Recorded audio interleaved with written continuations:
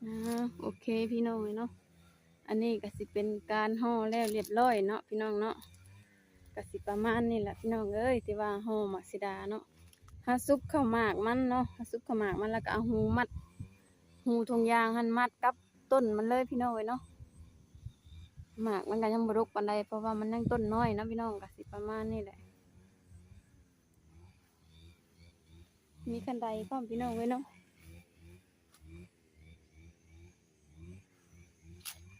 แดดแจ้งคักขนาดนี้นะ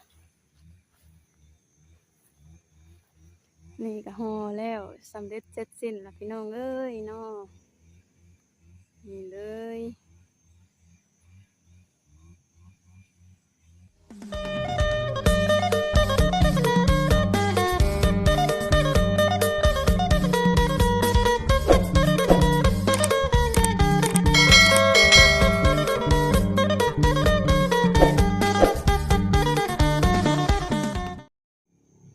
กับสบายดีและสวัสดีเนาะพ่อแม่พี่น้องเบิดสุขุทุกคนมื้อนี้ก็มาพบมาพ่อกับสาวตะวันอีกแล้วพี่น้องเอ้ยเนาะ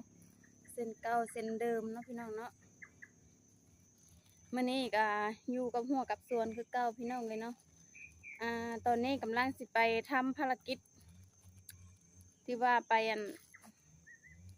ห่อหมากซีดาเนาะพี่น้องเนาะบอกว่าจะเป็นฝั่งลาวหรือฝั่งไทยและก็ต่างประเทศเนาะผู้ใดที่ว่าเห็นคลิปสาวตะวันก็ฝากกดไลค์กดแชร์กดติดตามให้ในเด้อพี่น้องเอ้ยเนาะโดยโอเคพี่น้องเอ้ยเนาะบ่ว่าลายยายห้างไปเบิ่งไปชมน้ำกันเลยบรรยากาศรอบสวนเนาะพี่น้องเนาะโดยพี่น้องเอ้ยเนาะอันนี้ก็สิเป็นบรรยากาศในสวนนั่นแหละตอนนี้ก็เป็นเวลา9:30แล้วพี่น้องเนาะแดดตอนนี้ก็บรรยากาศสดใสแห้งเนาะพี่น้องฟ้าสว่างกระจ่างใสเลยมื้อนี้นะอันนี้สิเป็นบอนที่ตัดหญ้าแล้วเนาะพี่น้องเนาะตัดหญ้าประมาณได้ครึ่งนึงนี่แหละลงไปหันกับสีมีสีเขียวจักหน่อยนึงเพราะว่าหญ้ายาวเนาะพี่น้องไปเบิ่งไปชมกันเลยพี่น้องเอ้ยเนาะชีวิตคนชาวไร่ชาวสวนก็สิประมาณนี้แหละเนาะ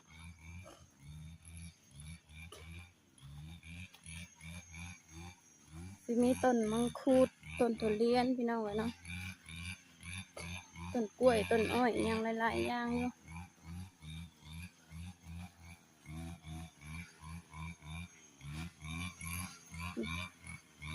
นี่ก็เป็นแฟนสาวตะวันตัดหญ้าอยู่พี่น้องเนาะหากตัดลงมาหัวนี่พี่น้องเอ้ยยังหอมบกเทิงเลย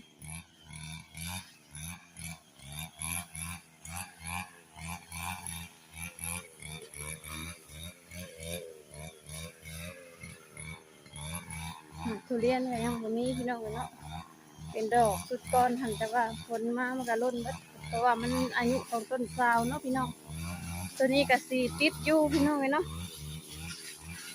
ติดอยู่สิบลายไปได้ประมาณนี้แหละพี่น้องเนาะแต่ว่ามันก็บ่ได้มีติดบางบ่ได้ติดทุกต้นพี่น้องเนาะติดเป็นบางต้นแล้วแบบนี้ก็ได้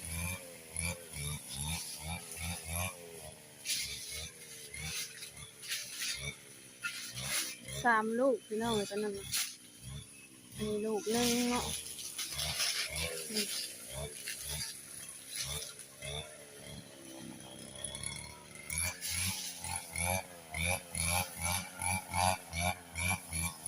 แล้วก็ยังพานี่ลงไปปูพี่น้องเนาะ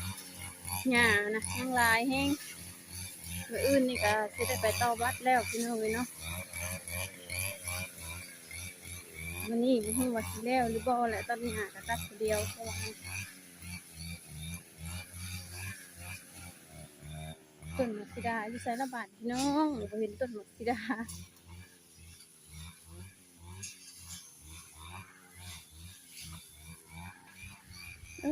ลมพัดเย็นโห้ยโห้ยพี่น้องพัดตัวนี้ก็คิดฮอดบ้านแล้วเบิ่ง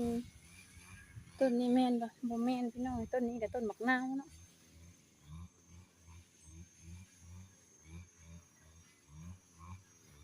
กำลังเป็นลูก ำลังออกลูกออกหมากพี่น้อง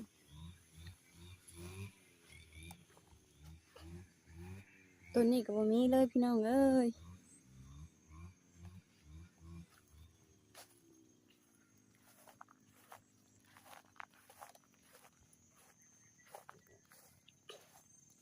พ่นยาฆ่าหญ้าก็บ่ตายหญ้าไปตัดอีกพี่น้อง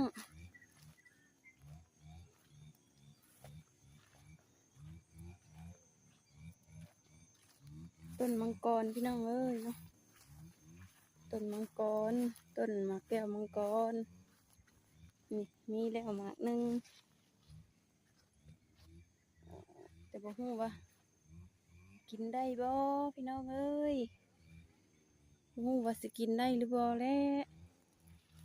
เพราะอะไรยังเพราะว่าของเฒ่าแก่พี่น้องเอ้ยเนาะถ้าว่าเฮากินโลดกะยันเพิ่นว่าให้เนาะเฮาก็ต้องได้ถามเพิ่นก่อนพี่น้องเอ้ยเนาะนี่มาฮอดแล้วพี่น้องต้นหมากสีดานะเนาะหมากใหญ่นะพี่น้องเอ้ยเวลามันอันนั้นน่ะใหญ่ส่ำซองกำปั้นพุ่นแหละหมากหนึงนะเนาะพี่น้องเอ้ยลมพัดโหยโหยพี่น้องเอ้ยเนาะสิอยากสะท้อนแสงจักหน่อยเอ้าสิเอาใส่ได้ใส่ดีแล้วบาดนี้เนาะขออนุญาตตั้งกล้องพี่น้องเอ้ยแป๊บหนึงเนาะแต่บ่ฮู้ว่ามันสิตั้งได้บ่พี่น้องโอ้ยเนาะ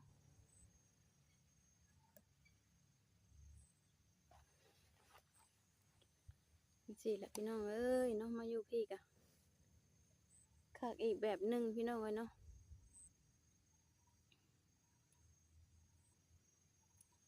ลมโหยโหยพี่น้องคิดฮอดบ้านคิดฮอดเมืองแล้วเนาะ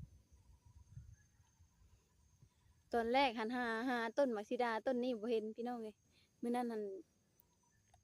แฟนสาวตะวันออกไปอันโยงทุเรียนซอยน้องชายเพิ่นเนาะเพิ่นก็เลยบอกว่าเจ้าอยู่ห้องอะนะค่ำๆแล้วออกไปอันนี่หมากสีดาให้ในเด้อว่ะ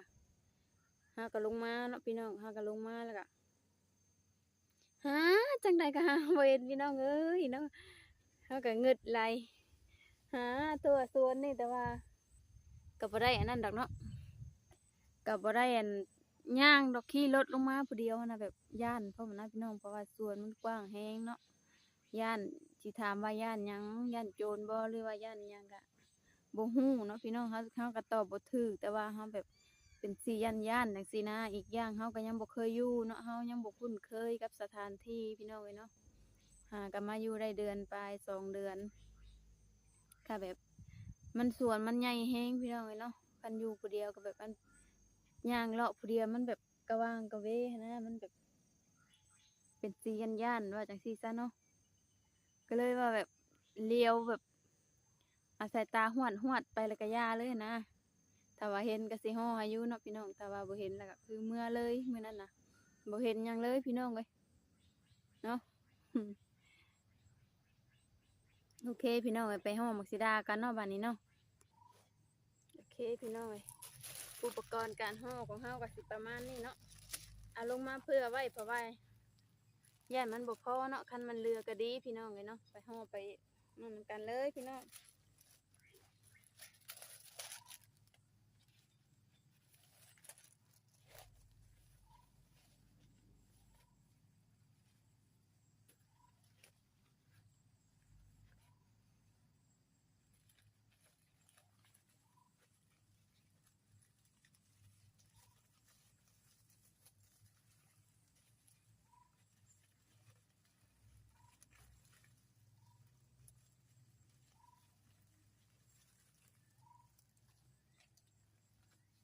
ซุปข้าวหมากมันแล้วก็มัดไว้เนาะพี่น้องเนาะมัดใส่กับงามันไว้พี่น้องเอ้ย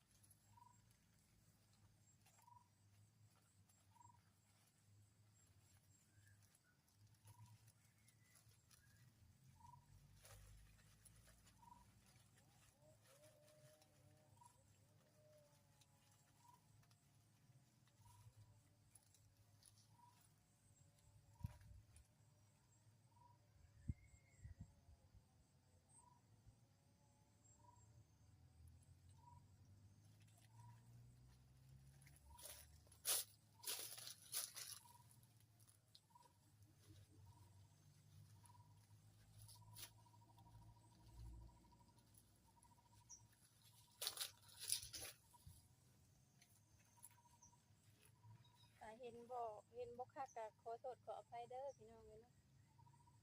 เพราะว่าขาตั้งกล้องมันน้อยเนาะ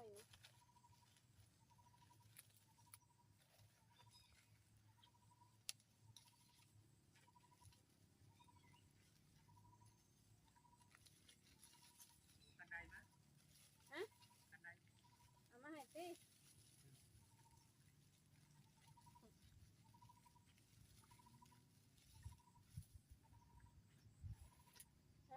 มาแทนรูปมันก่อนเลยเอามาแล้วนะ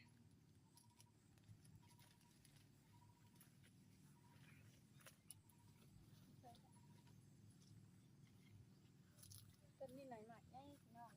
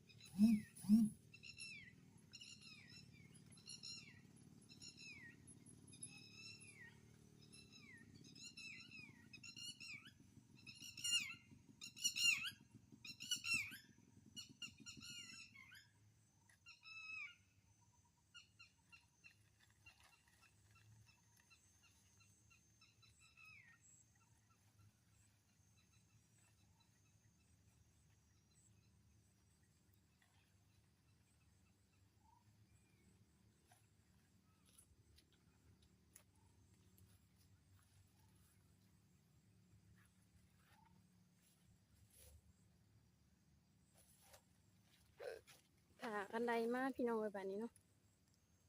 ผูกคันไดแฟนสาวตะวันกำลังไปเอามาให้เนาะขาตั้งกล้องมันก็น้อยพี่น้องเอ้ยถ้าว่าเฮาสิเอาไปใกล้มันก็สิล่มเราต้องหาตั้งแบบหม่องที่ว่ามันมีมาตรฐานเนาะพี่น้อง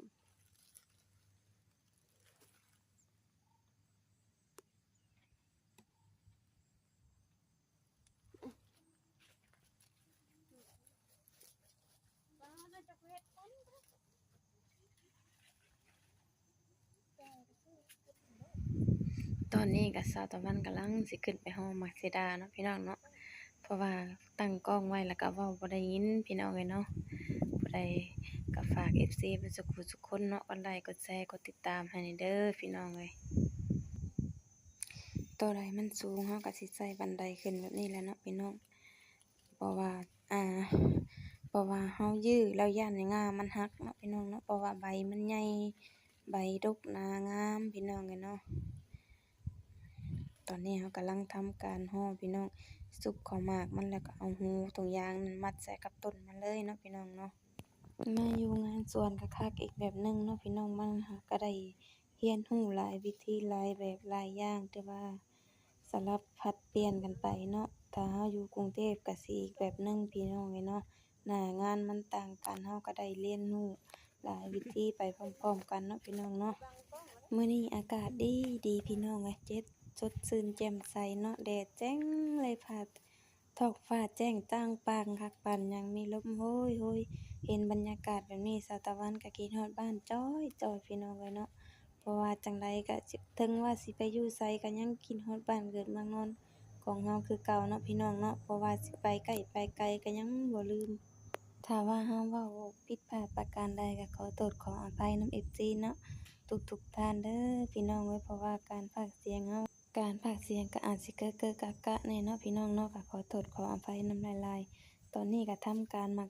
ฮ้อมักสิดาต่อไปพี่น้องเอ้ยเนาะบรรยากาศก็แดดก็สีแหมๆลังเนาะเฮือสะตะวันก็ย้อยจ๊ะอยู่พู้นแหล้วพี่น้องเอ้ยอ้าวข้างนี้ก็ยังบ่แล้วเนาะพี่น้องเนาะก็ฮ้อกันต่อไปคือเก่าพี่น้องเอ้ยจนกว่าจะแล้วพู้นแหละเนาะ ต้นนี้มันก็ลูกบ่หลายปานใดเนาะพี่น้องธรรมดาพอดีแบบเฮ็ดห่อม่วนเนาะบ่เมื่อยพี่น้องเอ้ยจักหน่อยก็แล้วบ่โดนปานใดดอกเพราะว่าต้นนี้มันหาก็เป็นหมากเนาะพี่น้องเนาะอากาศอยู่พี่ต่างกันหลายกับอากาศอยู่บ้านสาวตะวันเนาะพี่น้องเพราะว่าถ้าร้อนก็สิร้อนแรงอยู่บ้านของเฮาน่ะเนาะแต่ว่าอยู่พี่ร้อนก็ร้อนธรรมดาหนาวก็บ่หนาวเกินไปเนาะอากาศดีพี่น้องอุดมสมบูรณ์เนาะตอนนี้ก็ลงมาแล้วก็สิเป็นประมาณนี้แหละเนาะพี่น้องเนาะ โดยสำหรับคลิปนี้สาวตะวันก็สิขอจบลงเพียงส่ำนี้ก่อนเนาะฝาก FC เบิดสุขุสุขคนเนาะกดไลค์กดแชร์กดติดตามแล้วก็คอมเมนต์กันเข้ามาในเด้อพี่น้องเด้อว่ารับชมรับฟังทางใดแน่เนาะขอกล่าวคำว่าสบายดีบ๊ายบาย